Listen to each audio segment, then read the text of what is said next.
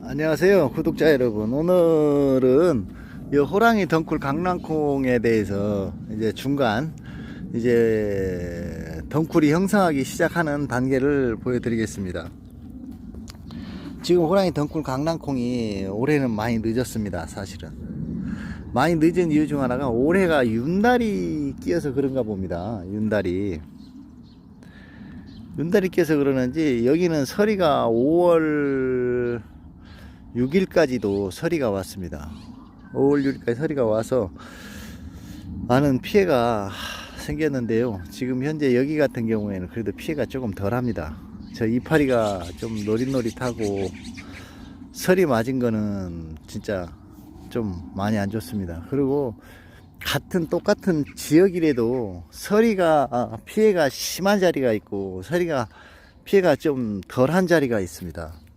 그 이유 중 하나는 이 서리가 와도 피해가 확연하게 드러나는 장소는 어떤 장소인가 하면 아침에 서리가 와가지고 얼어있는 상태에서 햇빛이 바로 들어오는 자리는 피해가 많습니다. 그 이유가 뭐냐면 이 약간의 이 뭐라고 그래야 되나요?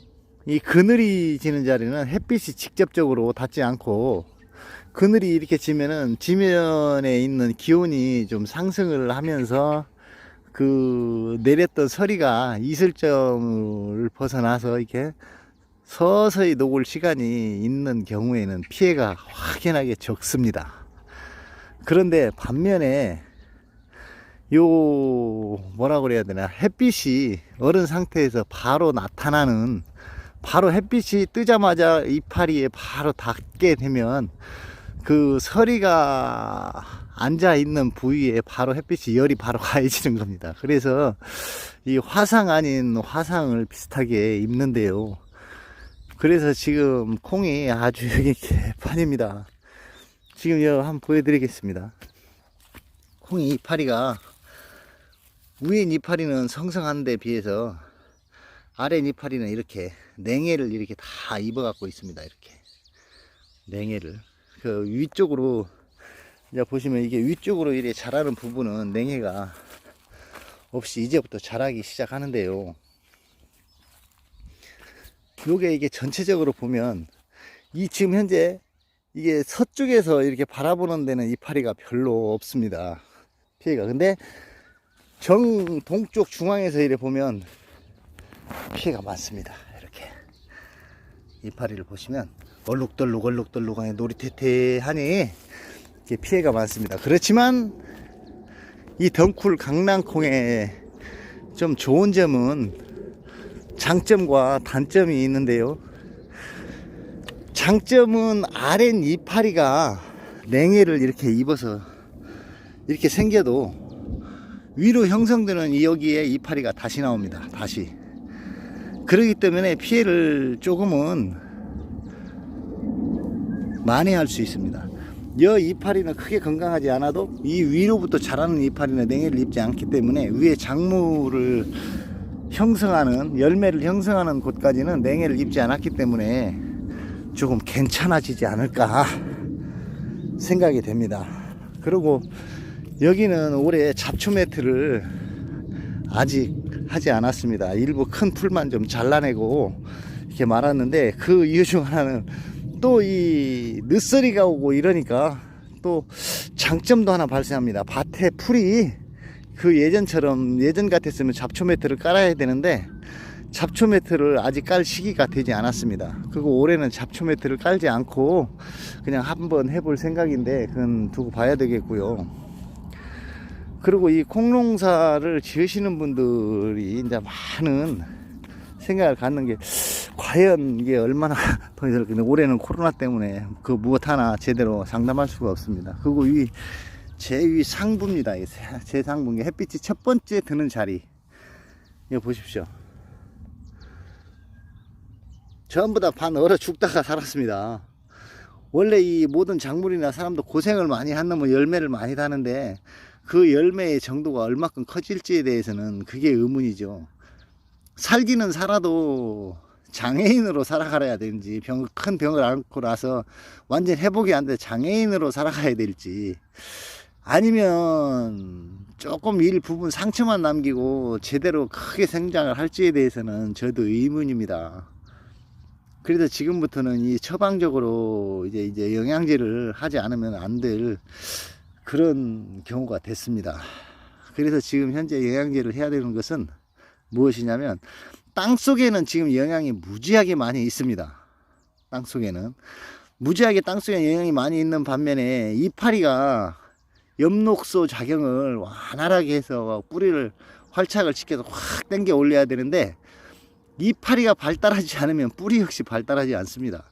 그래서 이파리에 바로 영향이 갈 수 있는 그 영양제와 비료 종류를 한번 해볼까 합니다. 그래서 지금부터 그 영상을 한번 보여드릴 건데요. 지금 저 같은 경우에는 이 노지만 했지 하우스는 처음 해봤습니다.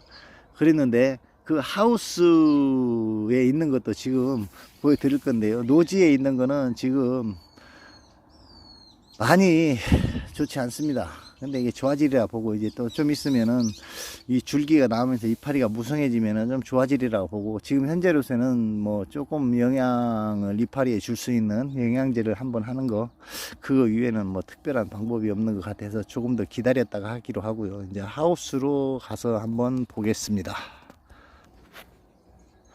여기 이제 하우스에 왔는데요. 이 하우스도 역시 마찬가지로 냉해를 입어 가지고 엄청난 피해가 났습니다. 지금 냉해를, 하우스에서 냉해를 입은 건 현재 요 모양 요 꼬라지로 되어 있습니다. 예, 크지를 못했습니다. 그리고 지금 여기에 있는 이 콩들은 이게 3번을 떼었습니다. 세월 3번. 2월 달부터 거쳐 가지고 4월 중순까지 3번을 콩을 심어서 떼었습니다. 그래서 지금 이만큼 떼온 콩 중에 냉해를 입지 않은 콩들만 이렇게 살아있고, 군데군데 이빨 빠지듯이 이렇게 빠졌는데요. 이렇게 냉해 입은 자리에 먼저 떼오고 그 나오는 시점을 맞추지 못한 것들은 이렇게 곤역이 생겼습니다. 그리고 지금 걱정되는 게, 이파리가 중간에 빠져서 중간중간에 이 애플 수박을 이렇게 심었는데 다 죽었다가 안 나올 줄 알았는데, 보십시오. 이파리가 이렇게 말라 죽었지 않습니까? 이렇게 다 이렇게 말라 죽었었습니다. 사실은 싹 다 냉해를 입어서 이렇게 죽고 이랬었는데, 다 죽었는데도 줄기가 살아서 이렇게 올라가는데 좀 시원치 않습니다. 이게 좀 어떻게 변할지는 또 그것도 모르겠습니다. 저는 하우스를 처음 해봤는데 또 걱정이 하나가 있습니다. 이 하우스에 꽃이 많이 폈습니다. 이렇게 요게 노지 것보다 많이 빨라 봐야 한 15일 정도 빠르려나 10일 정도 빠르려나, 그 이상 빠르지는 않을 것 같습니다. 그리고 여기는 덩쿨 형성이 이래 다 됐는데요.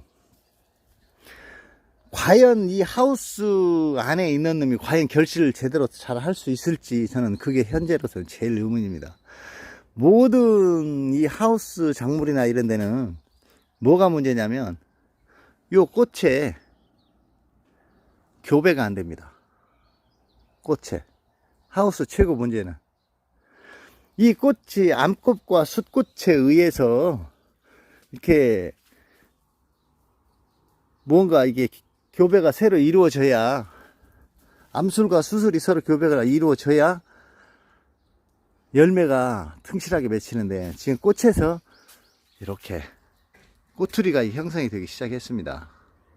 형성이 됐는데, 요놈이 과연 제대로 암술과 수술이 만나서 교배가 제대로 돼서 이게 안착을 한 건지 아닌지, 그게 의문입니다. 만약에 이게 수술과 암술이 만나지 못하고 어떤 그런 교배가 제대로 안 됐다면, 요거는 이게 좀 다 떨어진다고 봐야 되겠죠. 이 수술과 암술이 제대로 만나가지고 그 어떤 화분에 대한 그게 잘 이루어져야 되는데, 그게 이루어지지 않으면 이게 중간에 크다가 열매가 다 떨어져 버리거나, 아니면 열매를 맺히지 못하고 그냥 이 꽃에서 끝이 나는 경우가 있습니다. 그래서 지금 현재는 여기에 이제 영양제를 좀 줘야 되는데요. 여기도 역시 첫 번째 들어가 있는 비료 이상 엄청난 양의 밑에 흙에는 비료가 들어가 있습니다. 뿌리 활착이 되니까 이렇게 넓어지는데요. 그래도 여기에서 이파리에서 당길 수 있는 그런 어떤 영양제를 지금부터 한번 하는 걸 보여드리겠습니다. 이게 꼭 필요한 콩에는 제가 아직까지 했던 것 중에 꼭 필요한 부분이어서 한번 그 시석해서 이게 분사하는 것을 한번 보여드리겠습니다. 지금 이게 슈퍼스타락 하는 건데요. 첫째, 웃자람 억제, 착색 증진, 당도 증가, 수량 증대, 쓰러진 억제 예방이라고 나와 있습니다. 그리고 이게 제가 항상 말씀드리는데, 이 뉴트리 영농조합 법인에서 이걸 수입을 해서 우리 농가들한테 보급을 했던 건데요. 이게 밖에서 파는 거에 대해서는 잘 모르겠습니다만, 이 영농조합 법인에서 저희가 과수원이나 이런 걸 할 적에 보조 사업으로 이렇게 받았던 건데요. 아마 될 수도 있을지 모르겠습니다. 그리고 우리나라 제품들 중에 문제는 뭐냐면 유해 성분을 표시를 잘 안 해요. 유해 성분 이 함유량이. 그래서 여기 보면은 등급 제14호가 복합 1에서 2호로 나와 있는데요. 제1종 복합 비료입니다. 복합 비료. 실중량 500g이고 성분. 유효 성분으로는 우리 사람한테 유효한 성분은 가용성 인산 52%, 그 다음 수용성 가리 34%입니다. 그 다음에 여기가 진짜 중요한데요. 유해 성분입니다. 유해 성분. 유해 성분. 질소, 인산, 가리 성분 함계량 함유 1%에 대하여 1%에 대해서 나와 있는 겁니다.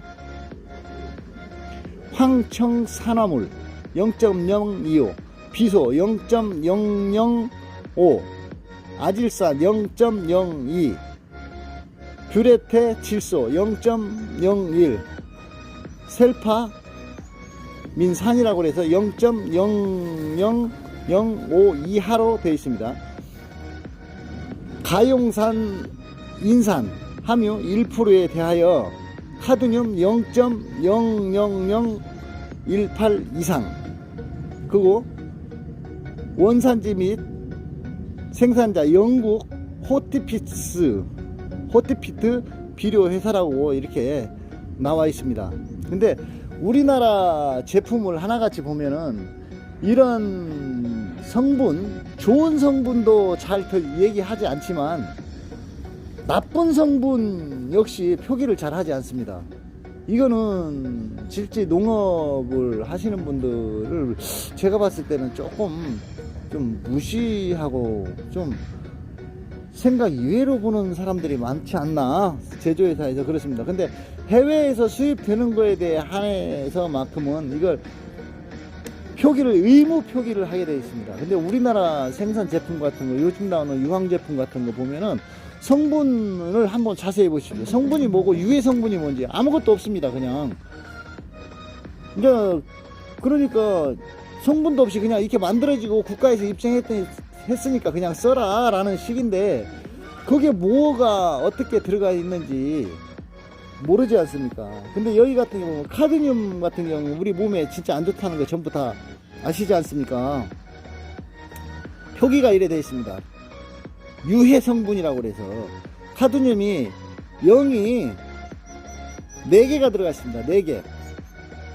0이 4개에 0.00018%. 요즘 흔히 말하면 뭐 고순도 99.999999 하지만 100%가 안 되듯이 그런 정도 표기가, 확실한 표기가 이래 되어 있습니다. 그렇기 때문에 여기에 대해서 설명은 뭐 더 이상 할 필요가 없을 정도로 표기를 해놓습니다.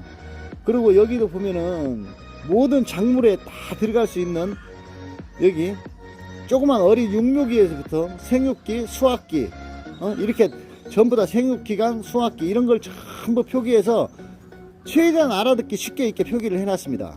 이런 걸 봐야 되는데, 근데 그 표기에 예를 들어서 육묘기에는 희석배수 1000대1 한번 1000대1, 그 다음에 생육기 막 클 때는 600에서 800배, 그 다음에 수확을 앞에 뒀더니 600에서 800배, 1회에서 2회, 1회에서 2회 이런 형태로 전부 다 완벽하게 표기가 되어 있는데, 우리나라에서 만들어진 이 영양제 이런 종류는 뭐 고성능 비료 같은 거 이런 표기가 거의 되어 있지 않습니다. 이제 그러니까 좀 난감하겠죠. 이거를 얼마큼 쳐야 되는지, 어떤 식으로 어떻게 해야 되는지 잘 모릅니다. 그것도 농업을 하시는 분들이 이거를 안 읽어보셔서 그러는지에 대해서도 모르겠습니다만은, 모든 약품은 누가 어디서 무엇을 이렇게 방영을 하면은 그걸 반드시 찾아봐야 됩니다. 인터넷에서도 찾아보고, 유튜브에서도 보고, 실제 사용해서 어떤 효과가 있는지도 보고, 그게 맞았을 적에 나한테 적용을 하는 것이지, 그냥 누가 좋다 하니까 아이 그거 주세요, 그거 좋다더라, 그거 잘못된 상식입니다. 제가 매번 영상 올 때 이 얘기는 빼놓지 않고 앞으로도 계속 할 생각입니다. 모든 작물을 뭘 어떻게 했는데, 아 저 사람 저렇게 했는데 난 이렇게 했는데 저 사람은 잘 됐다는데 왜 나는 잘 안 됐을까? 그러면 자기 자신이 짓고 있는 농산물에 대해서 정확하게 농산물에 대해서 모르고 있다는 얘기가 되는 겁니다. 그리고 주먹구구식으로 그냥 배고프니까 밥 먹으면 돼, 그래 김치에다가 밥 먹으면 돼요. 아 물론 밥만 먹으면 되죠.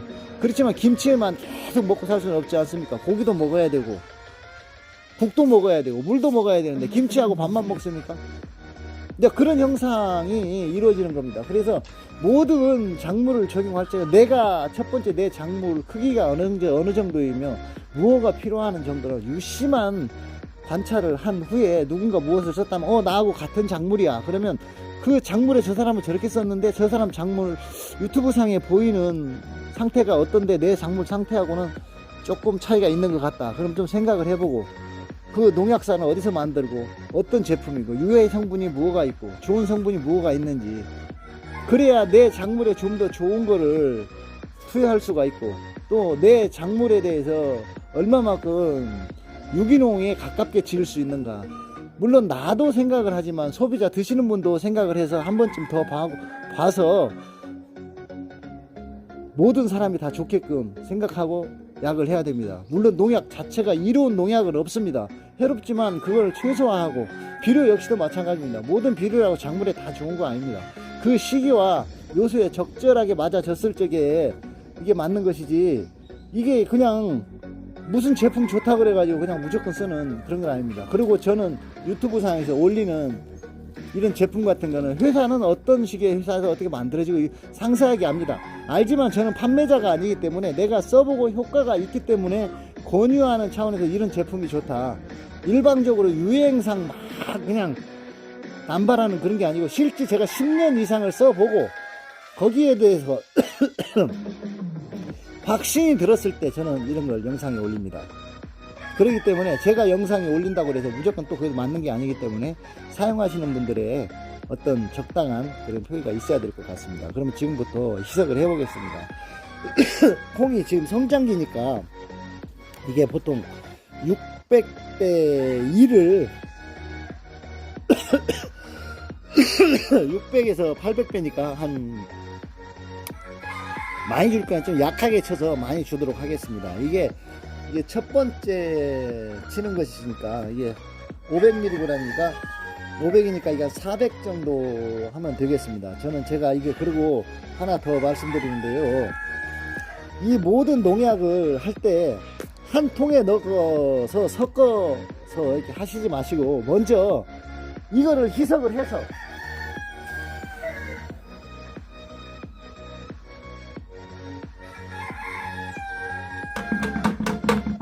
먼저 이거를 이런 통에 부어서 희석을 합니다.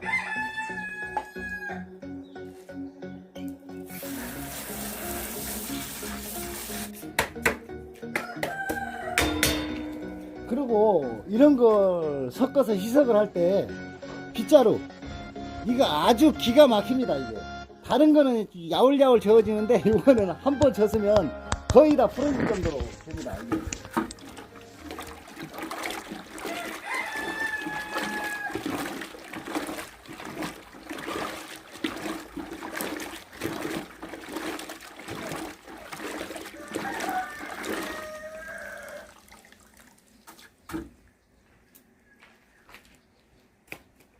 이 빗자루를 이용해서 이렇게 희석을 하게 되면 한 방에 녹아갑니다. 한 방에. 자, 그러면은 희석을 하러 또 한번 가보겠습니다. 자, 그러면 그냥 이것도 막 붓는 게 아니고 물조리에 넣어서 해보도록 하겠습니다. 저는 저게 500mg이었으니까 이게 500리터를 타게 되면 1000대 1이 되는 겁니다. 지금 여기 보시게 되면 500리터 약간 상회하죠. 이 정도로 묽게 타서 희석을 하는데, 저는 이 하우스에는 관수 시설이 되어 있습니다. 그래서 관수 시설을 사용해서 이렇게 농약을 하는데, 일반 관수 시설이 아니고 예전에도 한번 올린 적이 있는데 안개 분사 형태로 물도 줘가면서 묽게 타서 이런 형태로 줍니다. 그럼 지금부터 한번 그 과정을 보여드리겠습니다.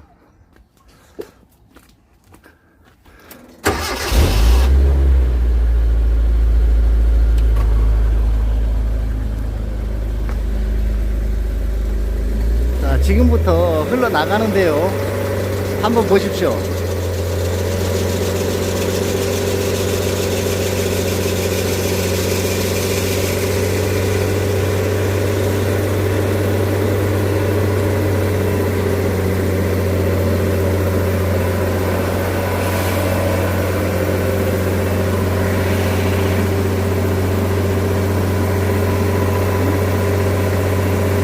보셨습니까?